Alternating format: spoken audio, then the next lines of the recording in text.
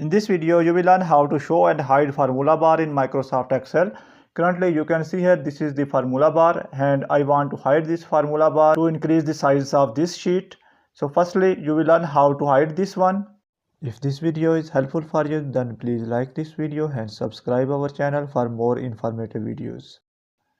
Go to View tab, and in View tab you will find the option of Show.